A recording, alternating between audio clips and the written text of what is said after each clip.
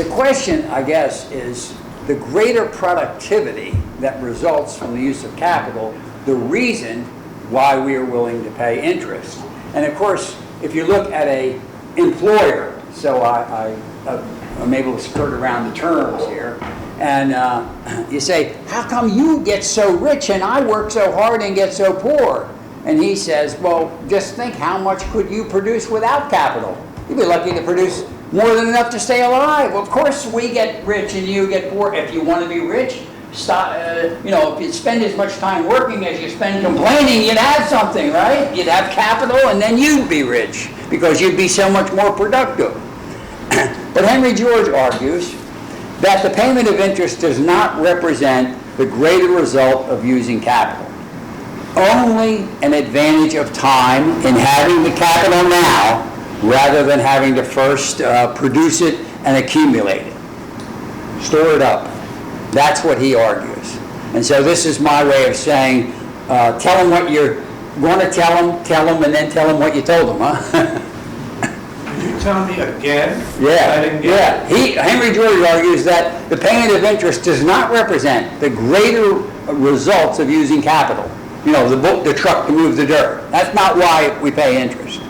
He says it's because of the advantage of time in having the concrete results of labor now rather than having to first store it up. And you'll see as we go through this what he's talking about. So I say, well, if I could think of one example where capital grossly increased production but nobody was willing to pay interest, then that would open the door to maybe another possibility, wouldn't it? So I look at my two hunters here, Sarah and Joaquin, and they went to different schools together. You know that idea? They both have exactly the same knowledge and skill. Everything about them is equal. Otherwise, we've got an equation between a guy who has more education or skill and so on. But they're both equal in all aspects. But it turns out that Sarah's got 2 bows and 2 sets of arrows, and Joaquin has none. I don't know where you were spending your time, but you know, that's it. Yeah, don't mention it, right? So Sarah says, Joaquin, I see you have no bow and arrows. What kind of a hunter are you?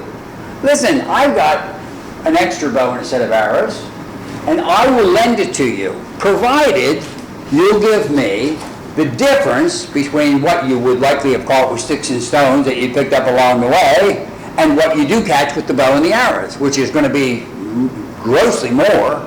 And isn't it a lot more pleasurable to hunt with a bow and arrows? Desirable, shall I say, to hunt with a bow and the arrows than to go throwing stones at these animals? But we know that since they have equal skill, he could make a bow and a set of arrows the same as she did. So it takes 2 weeks to make a bow and a set of arrows, and they can be used for 50 weeks before they wear out. So if Joaquin borrows Sarah's bow and arrows, he can hunt for the first 50 weeks of the year. She's going to be the first one that I got to kill. You're right. He hunts for the first 50 weeks of the year, and you got to stop after 50 weeks because you got to return to her exactly what you borrowed, right? A bow and a brand new bow and a set of arrows, right? Yeah, that's a fact. Right? So he after he hunts for 50 weeks, he's got he stops. He takes 2 weeks to make a bow and a set of arrows, and he gives them back to her. Now he ends up with 50 weeks worth of meat and fur and a worn out bow and a set of arrows.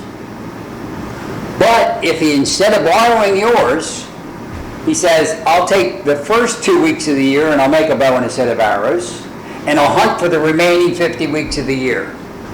What's he end up with?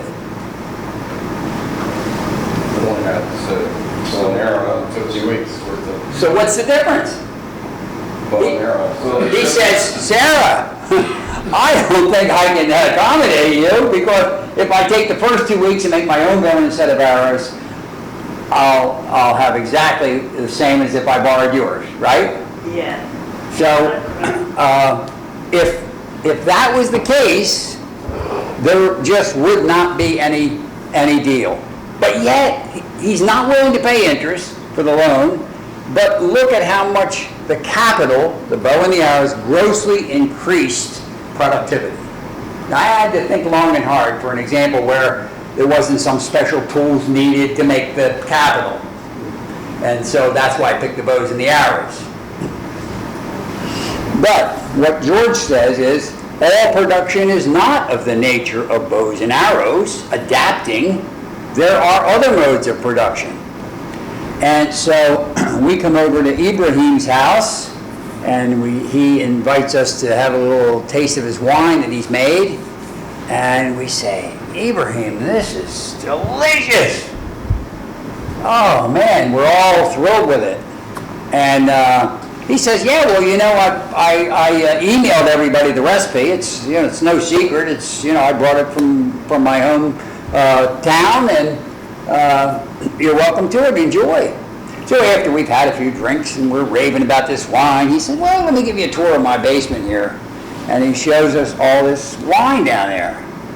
And we say, wow. And of course, we're all thinking the same thing at about the same time.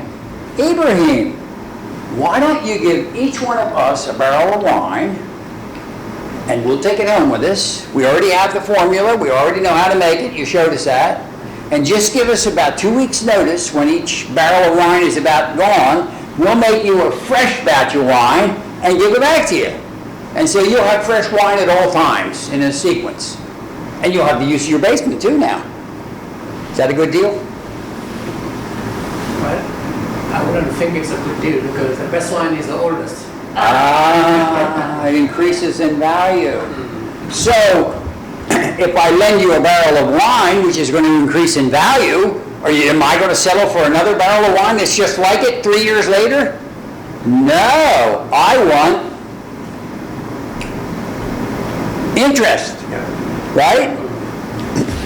The same thing would be true of seeds that grow. I plant the seeds, I wander off, I start plowing in another field, I go to the movies, I come back. All the time, once the seeds are in place, they're growing. You could say, I plant the apple tree, and now the apples are my interest. The seedlings grow, and I get lumber. There's the return on my capital. All the different animals that increase in meat and fur, in the case of wool or eggs, and what they call this is the fructification concept of interest. Now, when we compare growing to adapting, it's only as labor is applied to the capital that it increases in value, isn't it? The carpenter, he's working all day long, then he breaks for lunch. The house stops increasing in value while he's sitting there eating his lunch. It's not until he goes back to work and applies his labor with the use of capital that the house increases in value. Whereas the wine, the seeds that grow, independent of his labor, there is an increase in the value of the capital. Now, even though periodically there has to be labor added to make sure the wine doesn't turn to vinegar, the crops don't get eaten by pests, but intermittently there's labor added. And independent of that, there is an increase in the value of the capital. So in the first mode of production, adapting, like hunting or building houses, the primary benefit of capital is in the use of the capital. And the primary beneficiary is the user. You're saying, hey, if I could start hunting today, the meat is a lot better and the fur is a lot thicker than it will be in 2 weeks. So, Sarah, I think you and I can come to an agreement here. If you give me the bow and the arrows now, rather than then at the end of the season when it's not so critical, I can make the one that I'm going to return to you. Now, which one of these animals increases in value faster? I mean to say increases in number faster? Oh, rabbits, huh? So, everybody says to themselves, well, why would I invest in horses when rabbits multiply so much quicker? So let's just say that they're not thinking this through and they start buying rabbits, raising rabbits. And the supply of rabbits in this economic community increases. What happens to their value? As the supply keeps going up, the value keeps going down. And as everybody says, oh, well, horses, they don't multiply. I mean, they don't even have a fold every year. Why? And what happens to the value of them as the supply dwindles? The value goes up, and so the return ultimately, because people trying to seek to satisfy their desire with the least exertion, they will go for wherever the greatest return is. And you can always take a shortcut and say supply and demand, right? And this is one of those instances I'm thinking probably it doesn't need to go any further. Now, if I understand Henry George right, and I've read that passage a lot of time, he believes that the increase in the value of things from trade can be attributed to nature. And as many times as I've read that passage, I can't follow it. I don't agree, but I'm not saying that he's right, wrong and I'm right. I'm just saying I can't buy it. I think that the value of things increases as they're transported from where they are worth less to where they are worth more, and so it's really the result of labor. But it doesn't matter, because I can think of so many other things that support his argument that it really doesn't matter which one of us is right on this. He's right in the big picture, I think, because this windmill, I mean, he talks about the reproductive forces of nature. You plant the grain and it grows and you get the increase in value as interest. Well, what about I'm working and I'm building this windmill, and all the time I'm building it, it's not doing me anything. It's getting more valuable as I add my labor. But once I get that thing in operation and I'm collecting money from all the people in the neighborhood for the electric I'm selling them, I'm in Paris drinking mint juleps, right? I've harnessed the productive forces of nature. And for that, I can get an income. So I think it's very similar or parallel to the reproductive forces of nature. And the solar collectors would be very similar too, wouldn't it? It's like when I'm planting the crops, I'm not getting they're not increasing in value. While I'm plowing, while I'm planting, but once the crops are in the ground, they're increasing in value. Once the solar collector is there, it's generating energy which is usable. I've harnessed the productive forces of nature. Now, here we are, and Alan. Alan goes up in the attic, and he finds this diary from his great-great-uncle who was in the Civil War, and he's, man, this is fascinating stuff. And he spends 3, 4, 5 months ciphering all that handwriting, and he types it up finally, and he got a beautiful book that's everybody just can't wait to read. It's all in his computer, and I say, Alan, could I borrow your thumb drive for a minute? Right? Now there's 2 copies. And every, 10 seconds there's another copy, right? But if all those copies were ever lost, wouldn't we have to go back and cipher that handwriting and make the original? So wouldn't people be willing to pay interest for not having to repeat some step that was absolutely necessary in the beginning but will never have to be repeated again? Wouldn't you be willing to pay interest for that? I got one yes. All right, so there's another one. And I think a modern steel mill, and I'm sorry that picture is not as modern as they probably are. We have a nuclear holy smoke. All the steel mills in the world are destroyed. Does that mean there's never going to be any more steel? No, but it does mean we're going to have to start over in a primitive way and make the first iron and then steel, or however you take iron and make it into steel, to add in carbon or something. We're going to have to do it in a primitive way, an inefficient way, until we get a modern steel mill. And once we do, then we can make all the components for another steel mill in a fraction of the time, couldn't we? And so clearly it seems to me that this is an advantage of time in having the concrete results of labor, so that you don't have to repeat steps that were originally necessary. And therefore, people are willing to pay interest. Now I'm going to make my final argument here, and I don't think anybody's going to disagree. I go to Ron, who's an accountant, and Ron doesn't have a computer. Yeah. Ron, I will lend you this $1,000 worth of computer stuff for your accounting business, and you can triple the results of your labor. I'm sure it'd be a lot more than triple, wouldn't it, over pencil and paper? Yeah, computer, I bet I could really get a lot of work done with that computer. I say, fine, well, you're just going to give me 2/3 of everything, all your income, aren't you? Because of $1,000 worth of computer stuff? No way, right?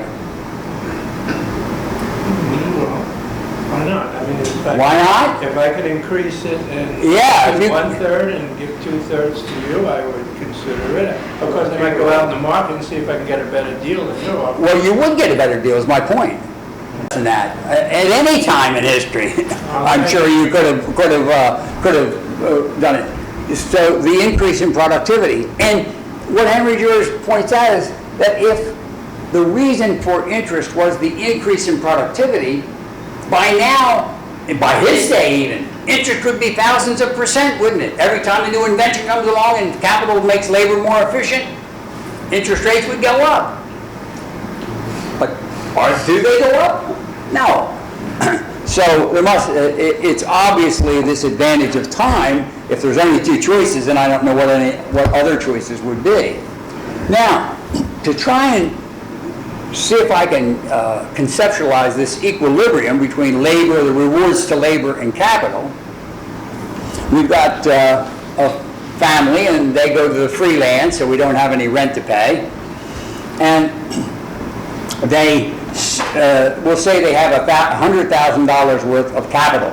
A barn, here's the barn, and tractor and plow and all the different machinery, seeds and fertilizer. There it is.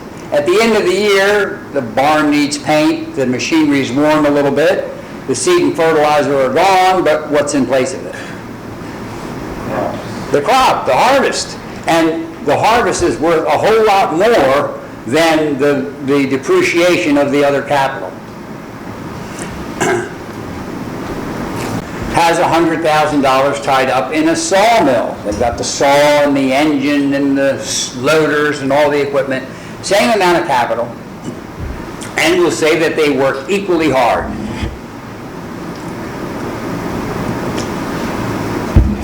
And they enjoy approximately the same standard of living. But after about 3 years, we notice that the farmers are enjoying a measurably better life than the Sawyers.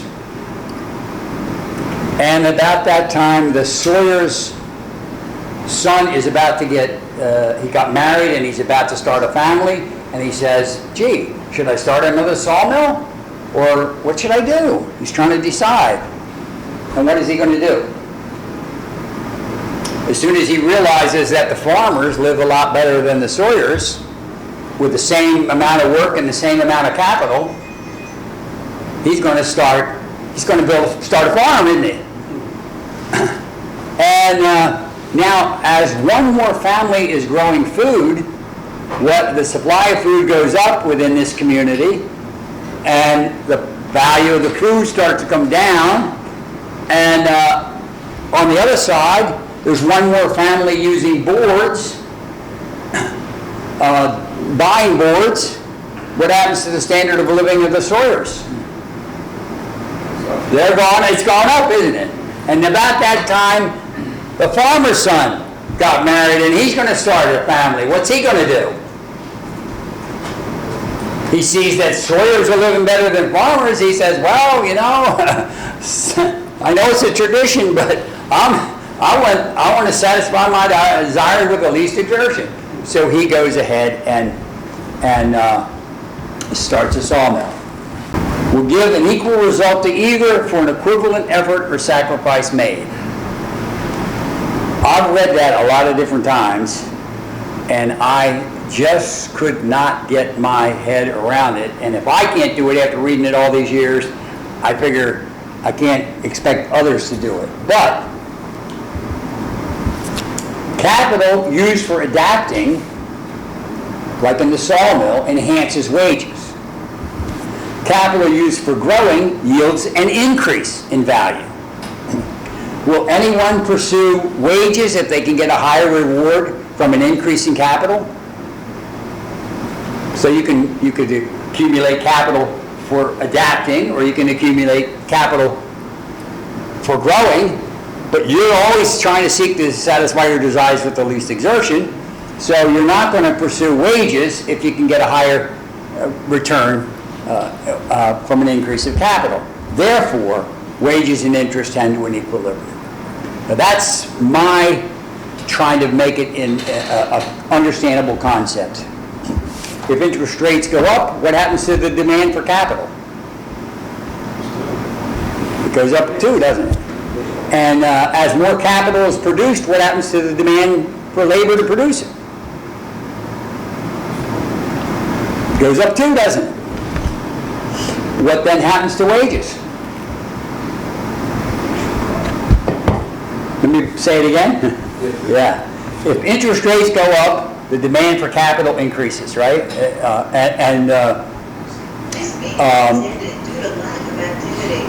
right. So more capital starts to get produced as interest rates go up because people want capital. And then who's producing the capital? Interest rates went up, but it ended up raising wages. And then eventually the supply of capital exceeds the demand. There's more capital than would actually efficiently increase productivity.